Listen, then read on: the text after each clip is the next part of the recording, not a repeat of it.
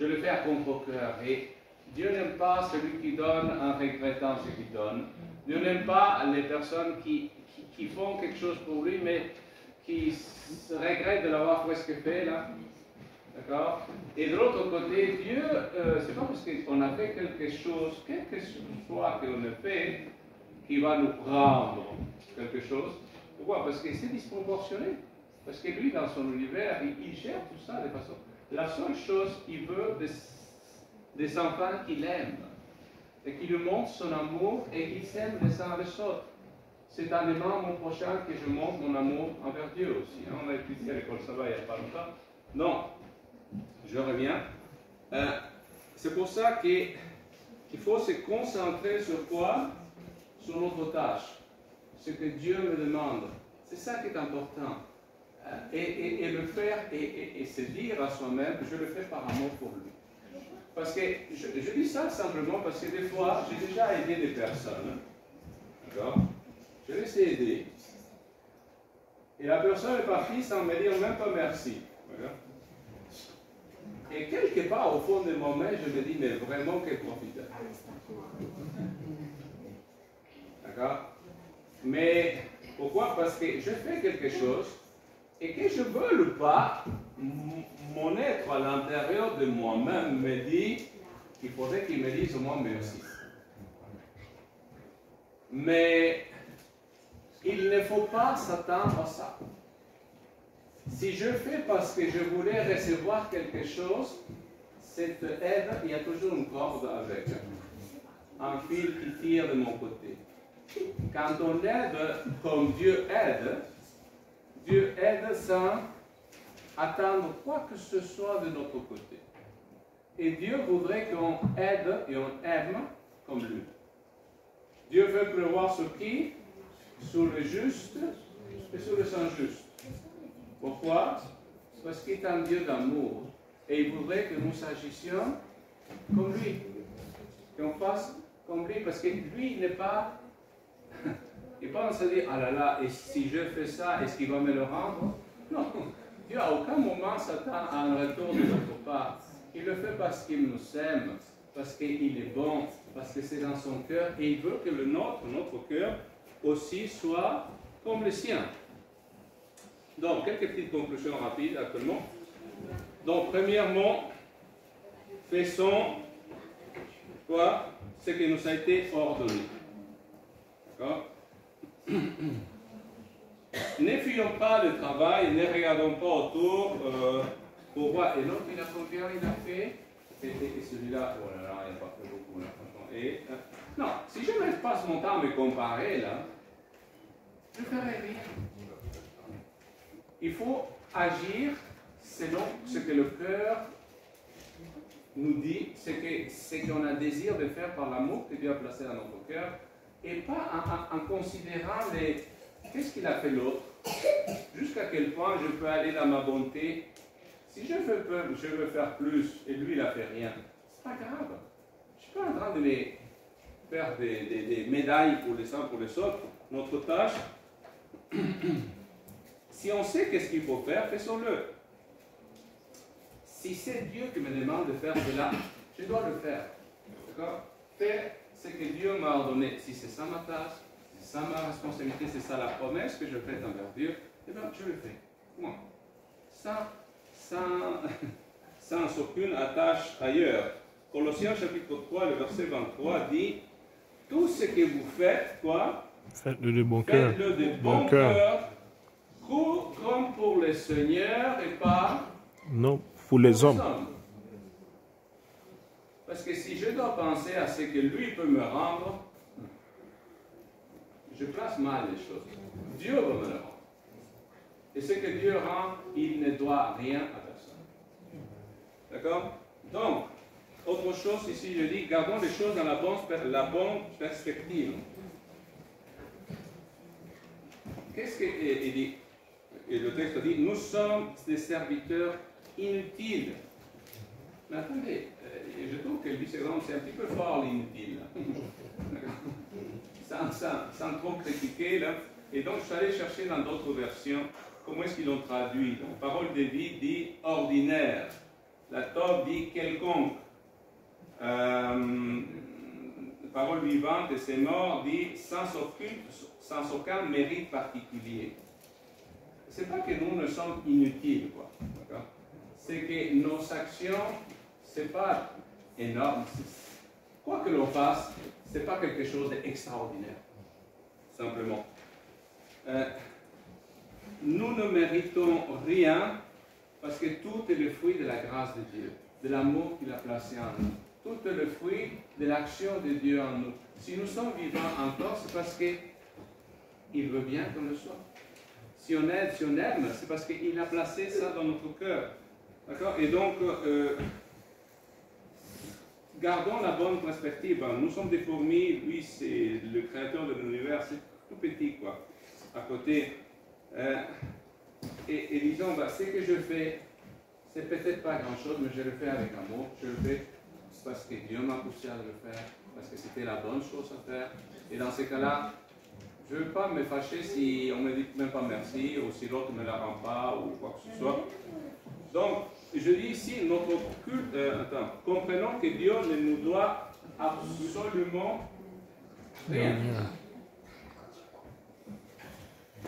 J'ai déjà parlé avec des personnes qui me disaient, mais je fais ça pour Dieu, je fais ci, regardez ce qui m'arrive.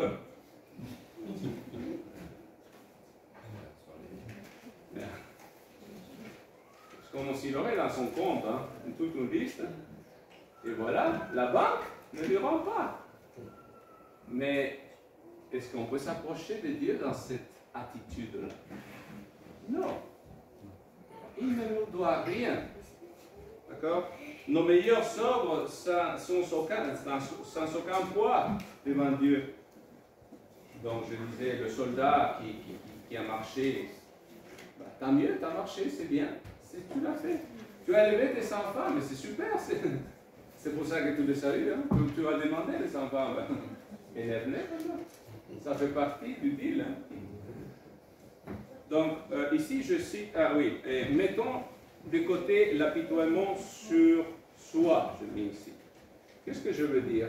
Parce que une mère se dit, mon travail n'est jamais fini. Est-ce que c'est vrai? Je parle à son mère. C'est jamais fini. Pour ceux qui ont des enfants jeunes, vous savez, vous êtes père un jour, mère un jour, mère toujours. Grand-mère, grand-mère, même. Même grand-mère, tu vas devenir mère quand même un petit peu de fois. Pourquoi? C'est jamais fini. C'est jamais fini. Donc le père qui dit, j'espère que mes enfants puissent un jour souvenir à leurs besoins maintenant qu'ils sont âgés. Que Dieu te bénisse si ça peut arriver. Mais s'il peut rester dans ta maison jusqu'à 30-40 ans, ça peut arriver aussi. Donc, ce n'est pas garanti.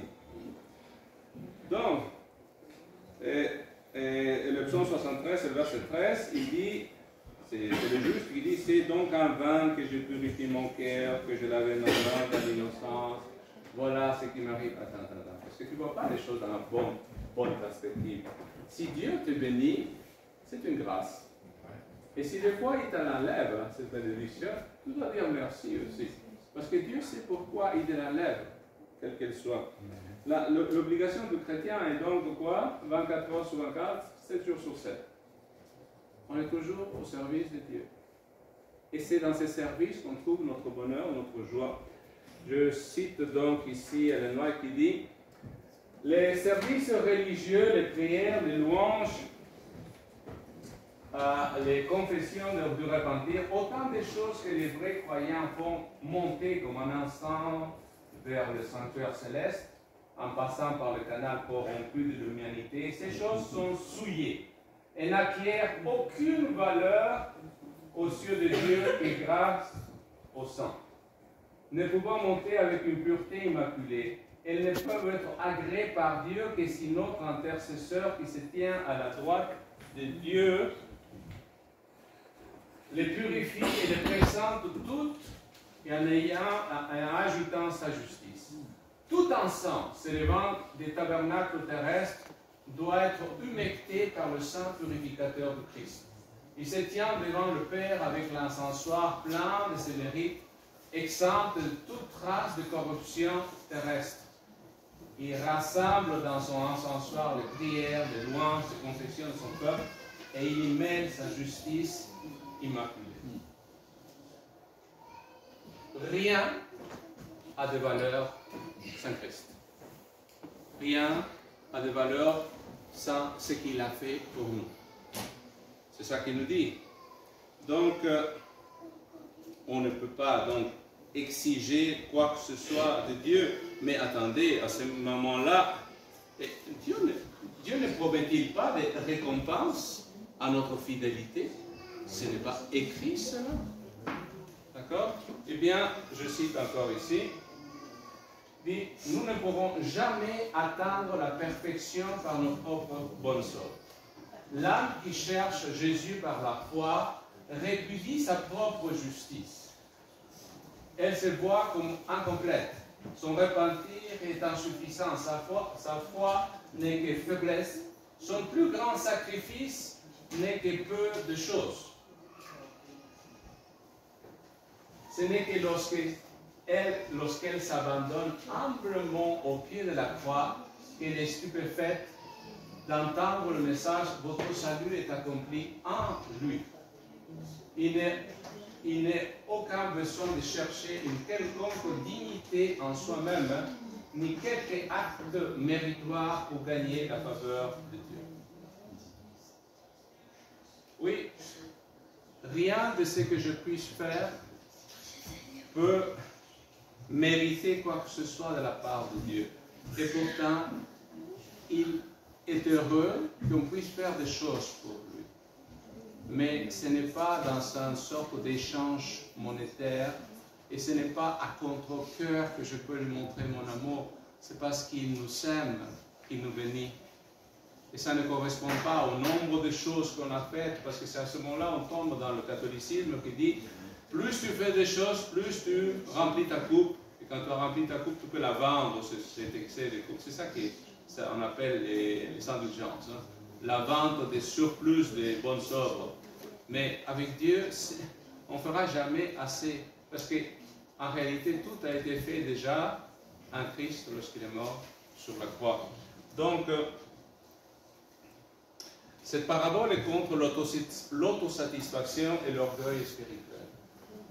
Les pharisiens qui sont dans le début de ce chapitre, ils se disent, mais nous l'avons.